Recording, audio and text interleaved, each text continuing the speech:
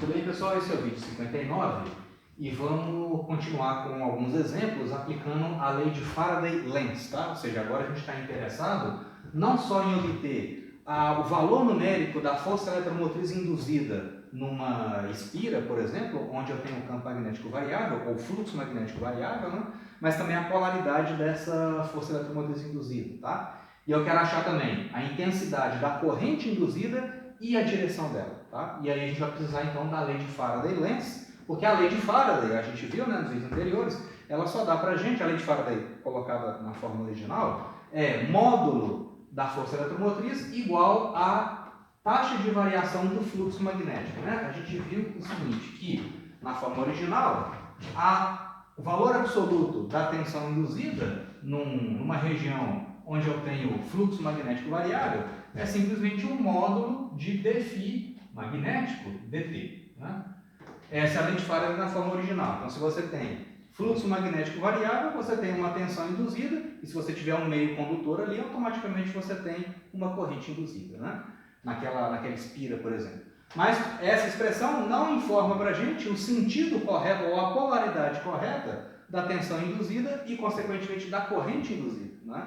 O que dá para a gente o sentido correto é a lei de Faraday-Lenz. Né? Ela é muito parecida com essa, só que eu tiro esse sinalzinho de módulo, né? essa notação de módulo, e coloco um sinalzinho de menos. Né? Esse sinalzinho de menos vai garantir que essa tensão induzida vai ter a polaridade correta e vai produzir uma corrente induzida no sentido correto. Tá? Então vamos aplicar isso nesse exemplo que eu coloquei aqui. Ó. Aqui é o seguinte, você tem uma espira, né, num certo formato retangular, essa fiação, né, tem uma certa, está conectada aqui numa certa resistência elétrica, tá? E aí eu tenho o seguinte, essa espira ela está se movimentando para a direita com velocidade constante e sofrendo a ação de uma força externa F, tá? Então você tem uma pessoa que está aqui movendo essa espira na horizontal ao longo do eixo X com V constante, beleza?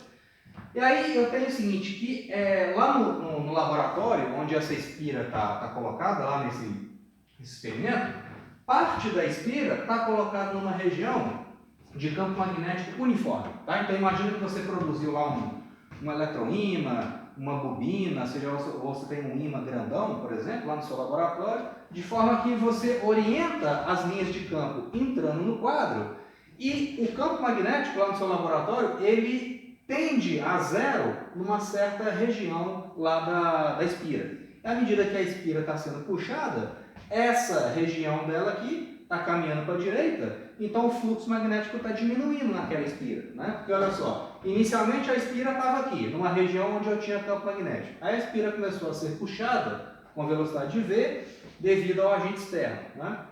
E aí, parte dessa espira, aqui não tem campo magnético e aqui tem, né? E essa região, à medida que essa parte aqui da espira, à medida que ela caminha para a direita, a espira vai saindo da região onde eu tenho fluxo magnético, tá?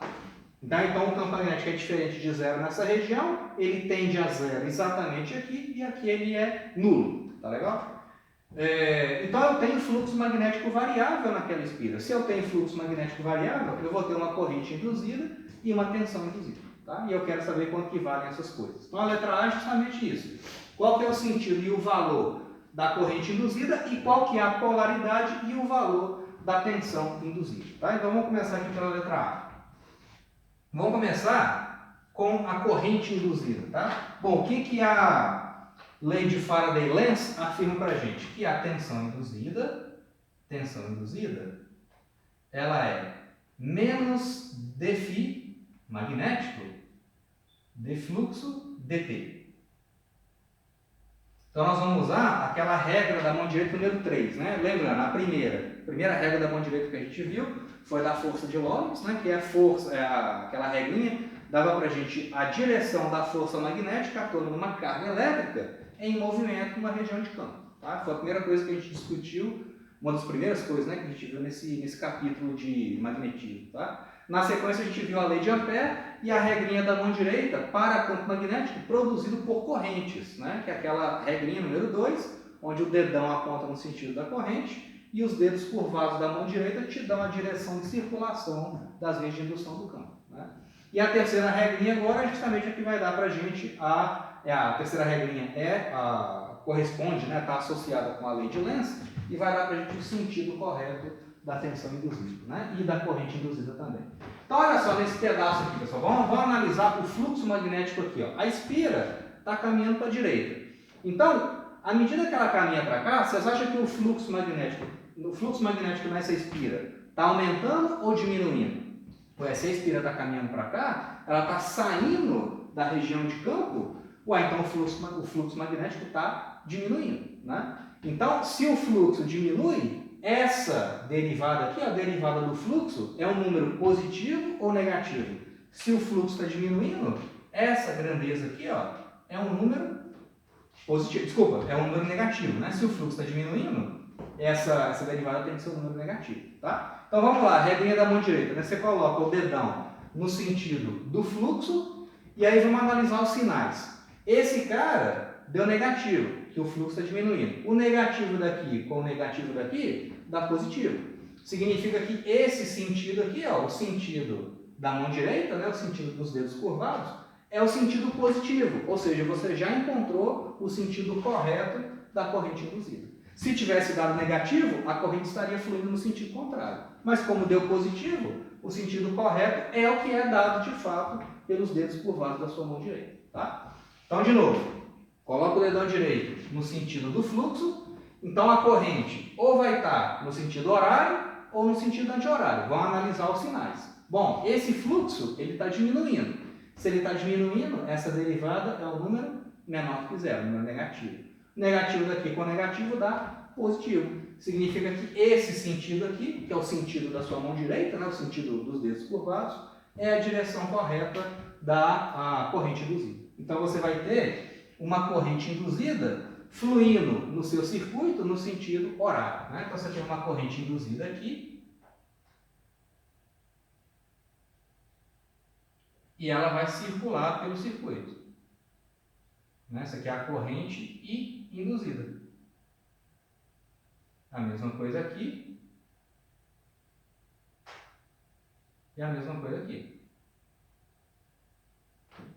Corrente induzida circulando no sentido horário. Tá legal? Então, é como se eu tivesse uma bateria ligada no circuito, por exemplo, dessa forma aqui, né? Como se eu tivesse uma bateria com o polo negativo aqui e o polo positivo aqui. Né? Esse seria a minha força eletromotriz induzida. Né? Caso fosse uma bateria, essa bateria estaria orientada dessa forma, no sentido da corrente convencional induzida. Tá? A gente trabalha sempre com a corrente convencional, beleza? Então aqui eu tenho o sentido correto da polaridade, né, da tensão induzida e o sentido da corrente induzida. Tá? Agora ele quer saber os valores, né, da corrente e da força eletromotriz. Eu vou trabalhar com essa expressão em módulo. Né? Então vamos ver aqui o seguinte, o módulo da tensão induzida, né, meu epsilon induzido, em módulo, vai ser o seguinte, o valor numérico dele vai ser o módulo da derivada dφ dt. Vai ser o módulo de dφ dt.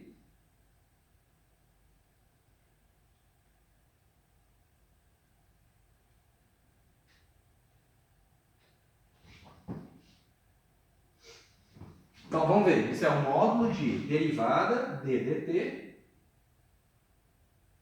do fluxo magnético.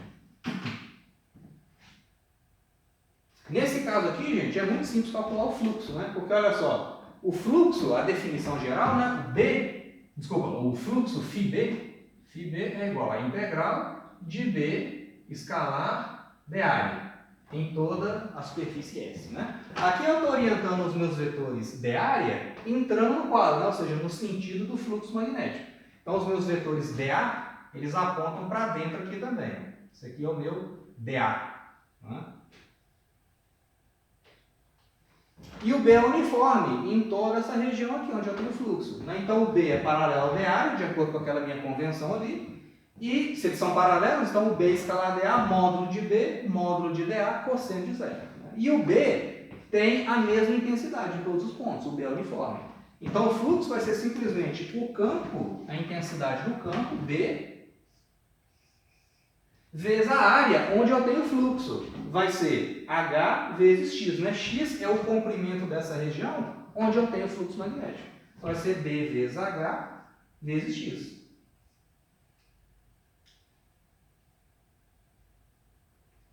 Então, esse é o módulo disso, né? Então, o B é constante, o H é constante, então isso aqui vai ficar B vezes H vezes o módulo de dx dt. Ué, gente, olha só. X é essa distância aqui, ó. À medida que a espira está caminhando para a direita, esse x aqui está diminuindo. Em módulo, o dx dt, ele é justamente a velocidade com que a espira está se movimentando. O dx dt é negativo, porque o x está diminuindo no tempo, né? Esse tamanho aqui, ó, da região onde eu tenho o campo magnético, esse camarada está diminuindo. Mas em módulo, o que me interessa aqui é o módulo, então o módulo de dx dt vai ser justamente a velocidade. O módulo da velocidade v. Tá? Então a tensão induzida é B vezes H vezes E. Quanto maior a intensidade do campo magnético e quanto mais rápido eu estiver movimentando essa espira aqui para a direita, maior a tensão induzida, consequentemente maior vai ser a corrente induzida. Né? A corrente induzida, o I induzido, é força eletromotriz, no caso, força eletromotriz induzida, né? Y induzido, dividido pela resistência elétrica total do circuito, que nesse caso aqui é E. Né? Então a corrente induzida, ela circula no sentido horário, e o módulo dela é simplesmente BHV sobre R.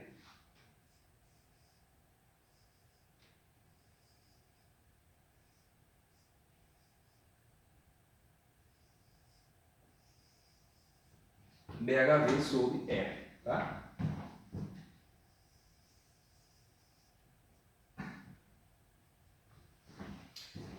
Beleza? Então isso mata aqui a letra A, né? Aí surge uma seguinte pergunta, né? Vamos pensar agora esse problema em termos de conservação de energia. Olha só, o fato dessa espira estar se movimentando numa região onde o fluxo magnético é variável faz aparecer uma corrente induzida. Ok. Essa corrente induzida, ao passar pelo resistor, ela vai dissipar energia térmica, né? Por causa do efeito Joule, quando as cargas passam de um polo para outro, elas perdem energia potencial elétrica e essa perda de energia potencial aparece na forma de energia térmica no resistor. Ué, mas eu tenho que ter uma fonte de energia naquele circuito. Aqui, ó, essa aparelhagem toda, ela não está ligada em nenhuma fonte externa, né? Mas se está havendo dissipação de energia térmica aqui, ó, eu tenho que ter uma fonte de energia, né? Alguém tem que estar fornecendo energia para o sistema e essa energia potencial elétrica está sendo consumida aqui no resistor. Então, qual que é a única fonte de energia que está alimentando aquele circuito? É justamente a pessoa que está puxando esse sistema. Né? Quando a pessoa aplica uma força F para a direita, ela está realizando um trabalho sobre ela. Tá? E a potência realizada por essa força externa tem que ser necessariamente igual à potência dissipada naquele resistor aqui. Tá? Então, a letra B vai tratar justamente disso. Primeiro, a gente vai achar qual que é a potência que é dissipada nesse resistor e qual que é a potência exercida pela força externa. Pela conservação de energia, ambas têm que ser iguais. Porque não existe outra fonte de energia naquele circuito a não ser a pessoa que está fazendo essa força externa. Tá? Então, primeiro é o seguinte, vamos ver qual que é a potência que é dissipada nesse resistor aqui. Tá? Então, a letra B aqui agora. A potência dissipada em qualquer elemento de circuito, né, pode ser um motor, pode ser um resistor, pode ser um acumulador de cargas, enfim, a potência que é dissipada nele, a potência é sempre a diferença de potencial aplicada naquele elemento de circuito vezes a corrente que está passando por ele. Isso aqui a gente já viu. Né? No caso, o elemento de circuito é um resistor.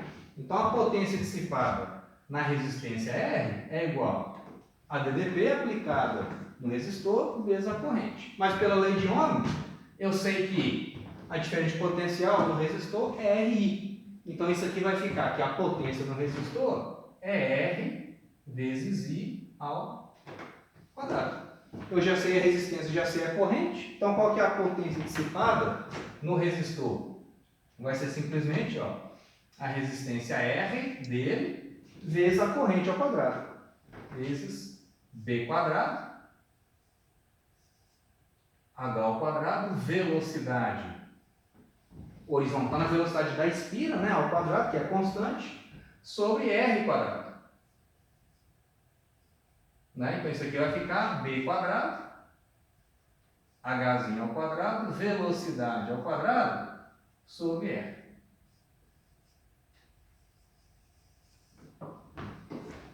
Então, essa é a potência dissipada por efeito Joule no resistor. Né?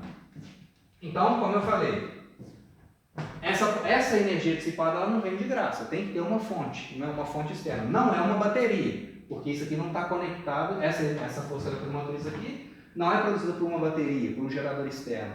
Ela é produzida pelo processo de indução. Né? Então, vamos fazer o seguinte, vamos achar uma expressão primeiro para a força que essa pessoa aqui faz, e depois achar uma expressão para o trabalho que aquela força faz e a potência desenvolvida por ele. Tá? Primeira coisa é o seguinte, por que essa pessoa, necessariamente, ela tem que fazer uma força para a direita naquele sistema ali? Por que a espira, para se movimentar para a direita, ela tem que estar submetida a uma força F? Né? Porque aquele processo de deslocamento da espira não é um processo espontâneo. Porque olha só, vamos lembrar lá da força de Lorentz. Né? Quando você tem cargas elétricas em movimento numa região de campo magnético, você tem uma força magnética atuando nas cargas. Então vamos lembrar. Força de Lorentz, né? Qual que é a expressão? A força magnética que atua numa carga, numa única carga, é carga vezes V, VEC, B. Certo? Então, aqui é a velocidade da carga, né? A própria carga, e o campo magnético, e aqui o produto vetorial delas, me dá a direção da força magnética. Então, olha só, nesse caso aqui, eu tenho uma corrente induzida, corrente convencional, né? São cargas positivas em movimento, né? Estou adotando esse sentido da corrente convencional sempre, tá? Então, você tem cargas positivas indo para lá e campo magnético entrando no quadro. Então você tem um vetor velocidade das cargas apontando para cima e o campo magnético está entrando no quadro. E eu preciso fazer o VVEC-B, né? Para onde que vai apontar a força magnética que atua em cada uma das cargas que estão fluindo por esse pedaço aqui da fiação. Se você faz o VVEC-B, o campo magnético está entrando no quadro, né? O campo está entrando e a velocidade das cargas está para cima, certo? Então o campo está entrando, a velocidade está para cima. Se você faz o VVEC-B, joga o V em cima do B, estica o dedão. Como são cargas positivas, a força magnética aponta no sentido do produto vetorial. Então, ao lado direito dessa espira aqui, esse lado direito, vai ficar submetido a uma força para a esquerda. Né? Então, eu vou ter uma força magnética atuando nesse pedaço do fio aqui. Então, eu vou ter uma força para lá, consequentemente, para essa espira caminhar para a direita com velocidade constante, eu preciso de uma força externa. Pela primeira lei de Newton, né? Se a resultante de forças for zero, o corpo se desloca com velocidade constante. E é o caso ali. Né? Então, essa espira, esse pedaço do lado esquerdo da fiação, vai ficar submetido a uma força para a esquerda, né? Uma força magnética. Força magnética atuando num fio. E a gente já estudou isso. Né? Então, aqui, para a direita, aliás, para a esquerda, eu vou ter uma força magnética. Força F mag. Ok? Nesse pedaço aqui do fio, eu também vou ter força magnética. E aqui embaixo, eu também vou ter. Nesse pedaço aqui, como não tem campo magnético, não vai ter força magnética. Então, eu só vou ter força magnética nesse pedaço do fio, nessa parte aqui de cima e nessa lateral. Aqui em cima, para onde que está apontando a força magnética? Olha só, aqui as cargas estão caminhando para a direita, então as cargas estão caminhando para a direita, então está para lá, e o campo magnético está entrando no quadro. Então, velocidade e campo. Se você faz o VVEC-B, joga o V em cima do B e estica o dedão. Então, essa parte aqui de cima do fio vai estar submetida a uma força magnética para cima. Fmag. Né? FM. força magnética. Tá? Aqui embaixo é a mesma coisa, só que a força vai estar apontando para baixo. Então, nesse trecho aqui, ó, eu tenho a velocidade das cargas está para a esquerda, as cargas convencionais, né? E o campo magnético está entrando. Então, se você faz o V VEC B, joga o V em cima do D, a força magnética aponta para baixo. Com a mesma intensidade desse aqui, só que direção contrária. Né? Então, aqui para baixo, eu vou ter a força magnética. Para cá, ó, vou ter, se aqui é Fm, aqui vai ser menos Fm. Certo? E esse pedacinho aqui é o meu x. Vou voltar com ele aqui. Então, não tem que esquentar a cabeça para o cálculo da força F, né?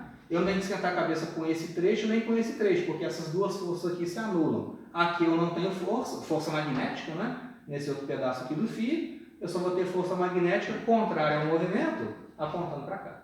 Esse cara tem que ter o mesmo módulo desse, para a espira caminhar com velocidade constante. Quanto que vale o Fmag? A gente já viu aquela expressão para força magnética em fios retilíneos, onde o campo é constante. Né? Então vamos calcular aqui, ó. Fmag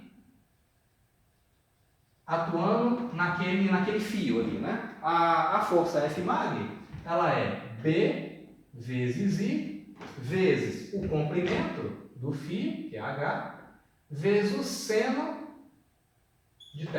Né? Na verdade, a expressão geral era assim, né? Era BIL seno θ, é o bil sem θ. Né? Força magnética atuando num fio retilíneo, onde o campo B é uniforme. Tá? Então, a intensidade do campo, a intensidade da corrente que está passando naquele fio retilíneo, o comprimento do fio retilíneo e o ângulo entre a corrente que está passando e o campo magnético. Tá? Nesse caso ali, o ângulo é 90. Né? Então, é seno de 90, que é 1. E o comprimento do fio é H. H. B vezes I vezes H. Tá? E aquela corrente ali, ó, que está passando é a corrente induzida. Né? Então, essa corrente aqui vai ser B vezes corrente induzida vezes H. Então, como é que vai ficar isso? Vai ser B, intensidade do campo, que já vem lá da expressão da força magnética, né, no fio, vezes corrente. A corrente é DHV sobre R, então aqui vai ficar D ao quadrado, né? Vai ficar aqui H vezes V sobre R, vezes o H, que já estava aqui. Né? Então vai aparecer aqui um H ao quadrado.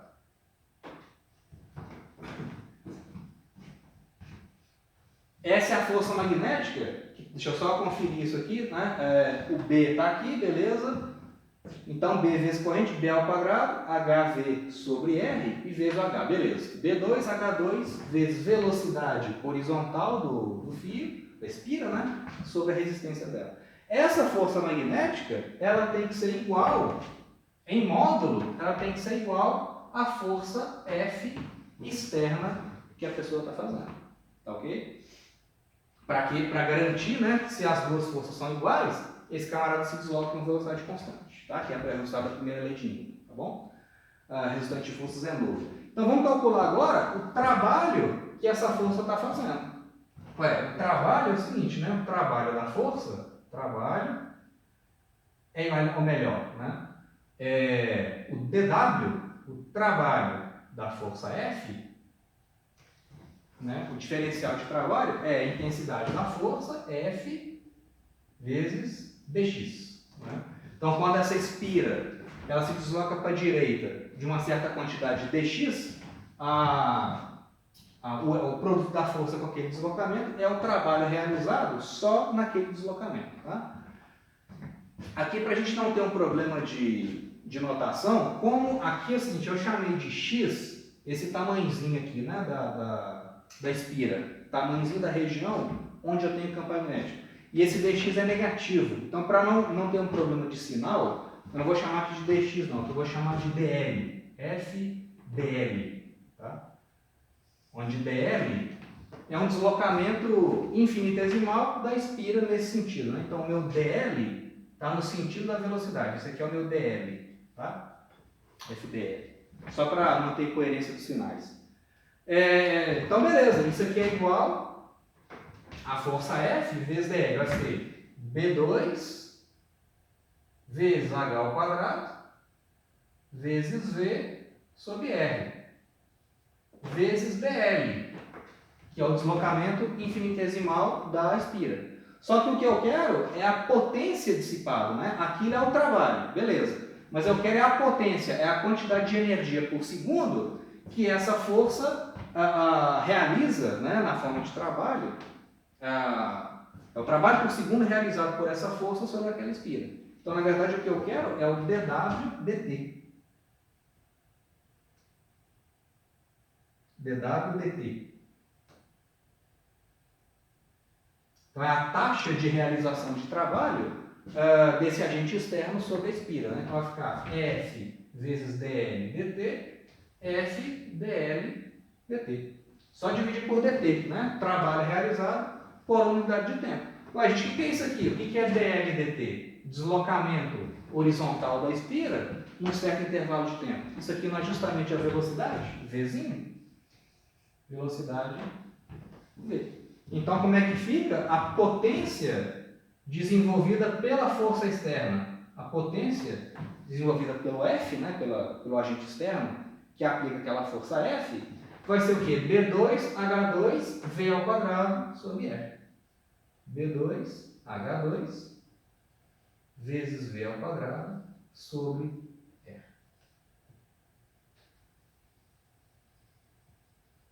Né? Que é justamente a potência que é dissipada na forma de efeito Joule naquele resistor aqui. Né? Então, de fato, aquela corrente induzida e aquela potência dissipada no resistor aqui, ó, não vem de graça. Ela vem às custas de um trabalho realizado por essa força. E a taxa de realização de trabalho é essa aqui, que é igual à potência dissipada naquele resistor.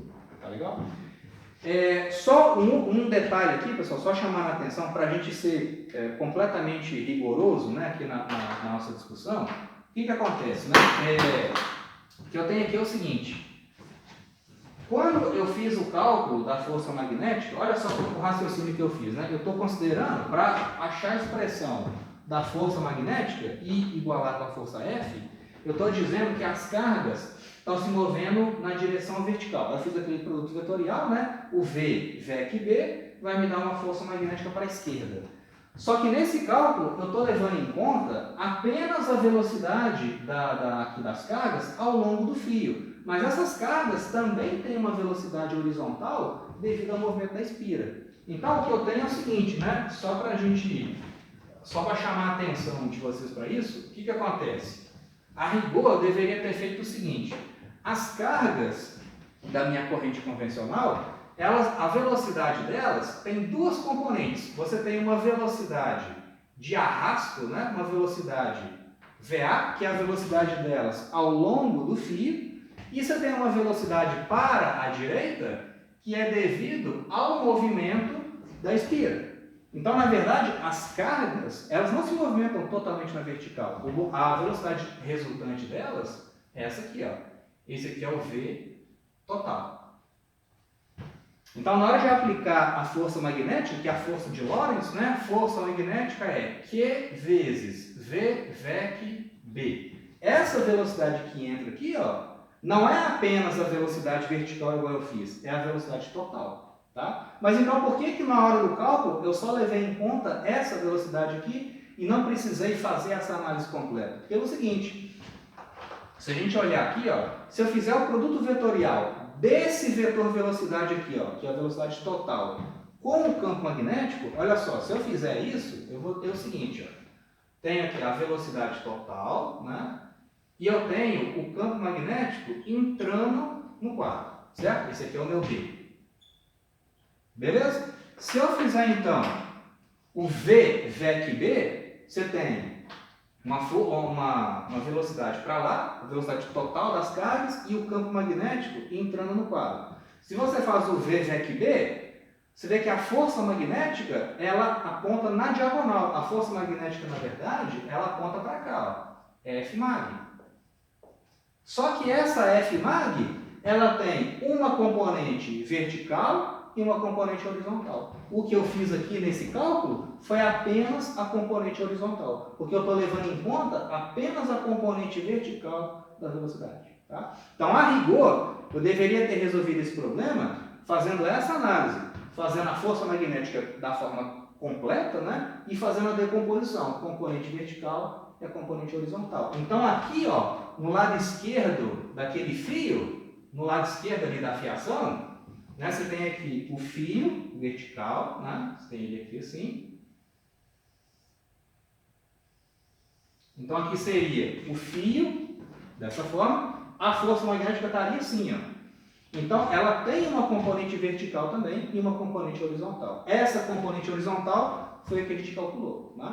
Então, na verdade, para que essa espira se desloque para a direita horizontalmente, né, com velocidade constante, a força que a pessoa está fazendo tem que ter duas componentes. Ela tem que ter uma componente vertical, tem que ter uma componente para baixo, que vai anular a componente vertical desse cara, né? Esse aqui, ó, eu posso decompor numa componente vertical, que é essa aqui, e uma componente horizontal, que é essa aqui, ó, Fmag horizontal, que é essa que a gente calculou, e a Fmag vertical, que eu não mexi com ela. Então, a rigor, para essa espira caminhar para a direita, como eu tenho uma componente de força para cima, essa pessoa aqui, ó, teria que fazer uma força não totalmente na horizontal, teria que fazer uma força para cá. Né? Fazendo uma força dessa forma, ela vai ter uma componente horizontal, que vai ser igual àquela ali, e uma componente vertical, que vai anular essa camarada. Né? Mas isso não vai, essa análise completa não vai modificar o resultado final, porque se a pessoa faz uma força nesse sentido, a componente horizontal realiza trabalho. A componente vertical não, porque o meu deslocamento está na horizontal. Então, se essa força aqui, se ela, ao invés de ser totalmente para a direita, se ela fosse uma força assim, ó, inclinadinha, de novo, a componente horizontal vai ser aquela que realiza trabalho com aquela potência, e a componente vertical vai servir apenas para anular essa componente vertical da força magnética. Tá? Então, assim, eu quis, né, chamar a atenção só para, no fim das contas, o que a gente precisa para verificar essa questão da conservação da energia, o que a gente precisa são das componentes horizontais. Precisa da componente horizontal da força externa, porque é ela que faz trabalho. Né? Mas, a rigor, essa força não pode ser totalmente horizontal. Né? Ela tem que ter uma componente vertical devido à componente vertical da força magnética. Tá? Aqui do lado esquerdo do fio. Aqui continua a mesma coisa. Aqui e aqui, não, aqui está tranquilo. Nessa parte e nessa, as forças se anulam, né? Mas aqui não, aqui tem esse detalhe por causa da maneira como a gente construiu os vetores de velocidade. A gente não levou em conta, no movimento das cargas, não levou em conta essa velocidade. Só levou em conta a velocidade ao longo do fio. Tá? Mas para as potências, esse resultado está correto. Beleza? Então aí eu vou encerrar o vídeo 59 aqui, no próximo a gente faz mais um exemplo.